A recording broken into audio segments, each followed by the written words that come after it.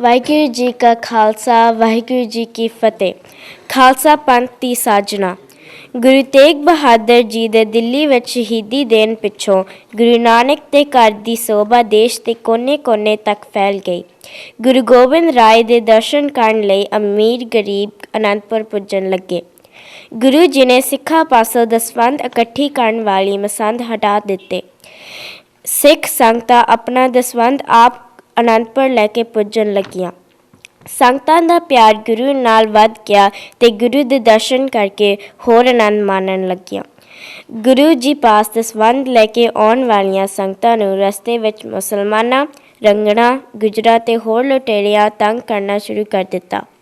ਰਸਤੇ ਦੀ ਲੁੱਟ ਮਾਰ ਤੋਂ ਬਚਣ ਲਈ ਸੰਗਤਾਂ ਨੇ ਸ਼ਸਤਰ ਰੱਖਣੇ ਸ਼ੁਰੂ ਕਰ ਦਿੱਤੇ। ਲੋੜ ਪੈਣ ਉੱਪਰ ਉਹਨਾਂ ਦੀ ਵਰਤੋਂ ਵੀ ਕਰ ਲੈਂਦੀਆਂ। ਸਿੱਖ ਸੰਗਤਾਂ ਸ਼ਸਤਰ ਜ਼ਰੂਰ ਰੱਖਦੀਆਂ ਸਨ ਤੇ ਸ਼ਸਤਰ ਵਿੱਦਿਆ ਤੋਂ ਜਾਣੂ ਸਨ, ਪਰ ਸ਼ਸਤਰਧਾਰੀ ਨਹੀਂ ਸਨ। ਗੁਰੂ ਜੀ ਨੇ ਚੰਗਾ ਸਮਾਂ ਦੇਖ ਕੇ ਸਿੱਖਾਂ ਨੂੰ ਸ਼ਸਤਰਧਾਰੀ ਕਰਨ ਦਾ ਪ੍ਰੋਗਰਾਮ ਬਣਾਇਆ। ਉਹਨਾਂ ਸਿੱਖ ਸੰਗਤਾਂ ਨੂੰ 30 ਮਾਰਚ 1699 ਨੂੰ ਵਿਸਾਖੀ ਵਾਲੇ ਦਿਨ ਅਨੰਦਪੁਰ ਇਕੱਠੇ ਹੋਣ ਲਈ ਸੱਦੇ ਪੱਤਰ ਭੇਜੇ। ਆਸਾ ਦੀ ਵਾਰ ਦਾ ਕੀਰਤਨ ਸਮਾਪਤ ਹੋਣ ਉਪਰੰਤ ਗੁਰੂ ਜੀ ਦੀਵਾਨ ਵਿੱਚ ਇੱਕ ਚਮਕਤੀ ਸ਼੍ਰੀ ਸਾਹਿਬ ਲੈ ਕੇ ਹਾਜ਼ਰ ਹੋਏ। ਉਹਨਾਂ ਸੰਗਤਾਂ ਨੂੰ ਉਹ ਕਿਰਪਾਨ ਦਿਖਾਉਂਦੇ ਹੋਏ ਬੜੀ ਕੜਕਵੀਂ ਆਵਾਜ਼ ਵਿੱਚ ਕਿਹਾ, ਸਾਨੂੰ ਇੱਕ ਸੀਸ ਦੀ ਲੋੜ ਹੈ। ਹੈ ਕੋਈ ਸਿੱਖ ਜਿਹੜਾ ਆਪਣੇ ਗੁਰੂ ਨੂੰ ਸੀਸ ਭੇਟ ਕਰ ਸਕੇ? ਗੁਰੂ ਜੀ ਦੇ ਹੱਥ ਵਿੱਚ ਨੰਗੀ ਕਿਰਪਾਨ ਦੇਖ ਕੇ ਤੇ ਇੱਕ ਸੀਸ ਦੀ ਮੰਗ ਦੇ ਡਰ ਨਾਲ ਸੰਗਤ ਸਹਿਮ ਗਈ। ਸਾਰੇ ਪਾਸੇ ਚੁੱਪ ਛਾ ਗਈ। ਤੀਸਰੀ ਵਾਰੀ ਆਵਾਜ਼ ਦੇਣ ਉੱਪਰ ਭਾਈ ਦਇਆ ਰਾਮ ਲਾਹੌਰ ਦੇ ਖੱਤਰੀ ਨੇ ਉੱਠ ਕੇ ਬੇਨਤੀ ਕੀਤੀ, ਸੱਚੇ ਪਾਤਸ਼ਾਹ, ਇਹ ਤਨ ਮਨ ਸਭ ਆਪ ਦਾ ਹੈ ਤੇ ਆਪ ਅੱਗੇ ਹਾਜ਼ਰ ਹੈ। ਮੈਂ ਆਪ ਦੀ ਪਹਿਲੀ ਆਵਾਜ਼ ਉੱਪਰ ਹਾਜ਼ਰ ਨਾ ਹੋਣ ਦੀ ਮਾफ़ੀ ਮੰਗਦਾ ਹਾਂ।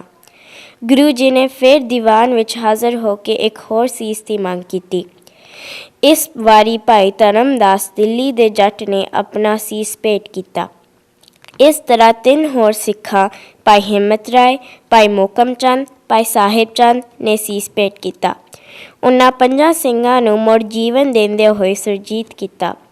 ਸੁੰਦਰ ਬਸਤਰ ਤੇ ਸ਼ਸਤਰ ਧਾਰਨ ਕਰਾ ਕੇ 5 ਕਕਾਰ ਬਖਸ਼ਿਸ਼ ਕਰਕੇ ਸੰਗਤਾਂ ਵਿੱਚ ਬਿਠਾਲ ਦਿੱਤਾ। ਫਿਰ ਗੁਰੂ ਜੀ ਨੇ ਇੱਕ ਸਰਬ ਲੋਹੇ ਦੇ ਬਾਟੇ ਵਿੱਚ ਸਤਲੁਜ ਦਾ ਜਲ ਤੇ ਪਤਾਸੇ ਪਾਏ। ਗੁਰੂ ਜੀ ਤੇ 5 ਪਿਆਰੇ ਉਸ ਬਾਟੇ ਦੇ ਦੁਆਲੇ ਬੈਠ ਗਏ। ਇੱਕ ਖੰਡਾ ਲਾ ਕੇ ਗੁਰੂ ਜੀ ਨੇ ਉਸ ਬਾਟੇ ਦੇ ਜਲ ਨੂੰ ਹਿਲਾਉਣਾ ਸ਼ੁਰੂ ਕਰ ਦਿੱਤਾ ਤੇ 5 ਬਾਣੀਆਂ ਜਪਜੀ ਸਾਹਿਬ, ਜਾਪ ਸਾਹਿਬ ਦਾ ਪ੍ਰਸਾਦ ਸਵਈਏ, ਚੌਪਈ ਸਾਹਿਬ ਤੇ ਆਨੰਦ ਸਾਹਿਬ ਦਾ ਪਾਠ ਕਰਨਾ ਆਰੰਭ ਕੀਤਾ। ਪਾਠ ਤੇ ਭੋਗ ਪੈਣ ਉੱਪਰ ਗੁਰੂ ਜੀ ਨੇ ਅਰਦਾਸ ਕਰਕੇ ਕਿਹਾ, ਇਹ ਹੁਣ ਅੰਮ੍ਰਿਤ ਤਿਆਰ ਹੋ ਗਿਆ ਹੈ। ਇਸ ਅੰਮ੍ਰਿਤ ਨਾਲ ਖਾਲਸਾ ਤਿਆਰ ਕੀਤਾ ਜਾਵੇਗਾ। ਖਾਲਸਾ ਵਾਹਿਗੁਰੂ ਦੀ ਫੌਜ ਹੋਵੇਗੀ। ਖਾਲਸਾ ਜ਼ੁਲਮ ਦਾ ਨਾਸ਼ ਕਰੇਗਾ। ਖੰਡੇ ਦੇ ਬਾਣੇ ਨਾਲ ਤਿਆਰ ਕੀਤਾ ਅੰਮ੍ਰਿਤ 5 ਪਿਆਰਿਆਂ ਨੂੰ ਛਕਾਇਆ ਗਿਆ। ਉਹਨਾਂ ਦੇ ਕੇਸਾਂ, 10ਵੇਂ ਦੁਆਰ ਤੇ ਅੱਖਾਂ ਵਿੱਚ ਅੰਮ੍ਰਿਤ ਦੇ ਛਿੱਟੇ ਮਾਰੇ ਗਏ। 5 ਪਿਆਰਿਆਂ ਤੇ ਅੰਮ੍ਰਿਤ ਛਕਣ ਉੱਪਰ ਖਾਲਸਾ ਦੀ ਸਾਜਨਾ ਹੋ ਗਈ। ਗੁਰੂ ਜੀ ਨੇ ਖਾਲਸੇ ਨੂੰ ਬੇਨਤੀ ਕੀਤੀ ਕਿ ਉਹਨਾਂ ਨੂੰ ਵੀ ਅੰਮ੍ਰਿਤ ਦੀ ਦਾਤ ਬਖਸ਼ ਕੇ ਖਾਲਸਾ ਬਣਾ ਲਿਆ ਜਾਵੇ। ਗੁਰੂ ਗੋਬਿੰਦ ਰਾਏ ਅੰਮ੍ਰਿਤ ਪਾਨ ਕਰਕੇ ਗੁਰੂ ਗੋਬਿੰਦ ਸਿੰਘ ਬਣ ਗਏ। ਗੁਰੂ ਜੀ ਨੇ ਸਿੱਖਾਂ ਨੂੰ ਅੰਮ੍ਰਿਤ ਦੀ ਦਾਤ ਬਖਸ਼ ਕੇ ਸਿੰਘ ਬਣਾ ਦਿੱਤਾ ਤੇ ਇਸਤਰੀਆਂ ਨੂੰ ਕੌਰ ਦੀ ਪਦਵੀ ਦੇ ਦਿੱਤੀ।